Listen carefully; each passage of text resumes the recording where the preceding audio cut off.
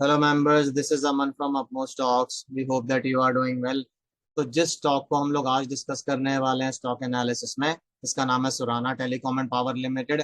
ये एक penny stock है। पेनी स्टॉक्स नॉर्मली हम लोग कवर नहीं करते हैं क्योंकि ये स्टॉक्स बहुत रिस्की होते हैं। इसमें अगर कैपिटल इन्वेस्ट की जाए तो कई बार वो जीरो भी हो जाती है इस तरह के स्टॉक्स में। तो यहाँ पर हम लोगों ने डिस्क्लेमर भी छोटा सा मेंशन कर दिया है। Surana TNP is a penny stock and is therefore highly risky. The video has been prepared only for educational purposes and no trade investment in this stock is recommended। तो इस तरह के स्टॉक में आप तभी पैसा लगाएं जब आपके पास कोई फंडामेंटल रीजन हो या फिर एविडेंस हो जिसके बेसिस पे आप एक कंक्लूड कर सकते हैं कि आने वाले टाइम में इस स्टॉक में ऊपर जाने का पोटेंशियल है। तो हम इस स्टॉक को सिर्फ इसलिए कवर कर रहे हैं क्योंकि हम ये देखना चाहते थे कि क्या पेनी स्टॉक्स में भी टेक्निकल एनालिसिस काम कर सकता है या नहीं कर सकता है। तो हम लोग इसका वीकली चार्ट स्टडी करेंगे। इसके वीकली चार्ट में एक असेंडिंग ट्रायंगल पैटर्न बन रहा है। आप देख सकते हैं यहाँ पर एक अपवर्ड स्लोपिंग ट्रेंड लाइन है और एक ये हॉरिजॉन्टल लाइन है। तो इस अपवर्ड स्लोपिंग ट्रेंड लाइन पर तो स्टॉक को सपोर्ट मिल रहा है और स्टॉक इसके नीचे क्लोज नहीं कर रहा है काफी हफ्तों से।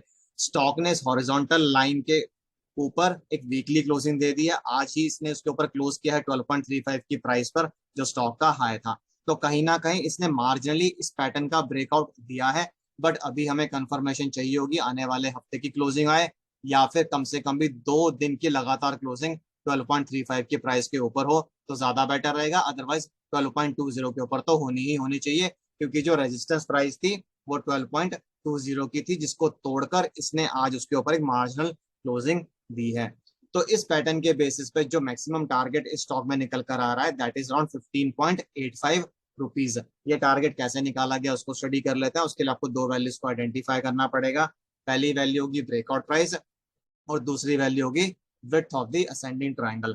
तो इस केस में जो ब्रेकआउट प्राइस है वही रेजिस्टेंस प्राइस भी है, दैट इज 12.20, और जो width of the ascending triangle है दैट इज अराउंड 3.65 रुपीज। तो जब आप इन दोनों वैल्यूज को ऐड कर देंगे तो आपको एक फिगर मिल जाएगा 15.85 रुपीज का। तो ये मैक्सिमम टारगेट इस स्टॉक में निकल कर आ रहा है on the basis of this pattern. तो हमें देखना होगा आने वाले हफ्तों में कि क्या एक्चुअली में टेक्निकल एनालिसिस पैटर्न्स इस तरह के स्टॉक में भी काम करते हैं या नहीं करते हैं। तो ये तो हमने डिस्कस कर लिया कि मैक्सिमम टारगेट इस स्टॉक में क्या निकल कर आ रहा है। अब ये समझ लेते हैं कि अगर स्टॉक यहाँ से ऊपर जाना शुरू करता है तो कहाँ कहाँ पर इसको रेजिस्टेंस मिल सकती है या फिर क्या क्या इंटरमीडिएट टारगेट्स हैं।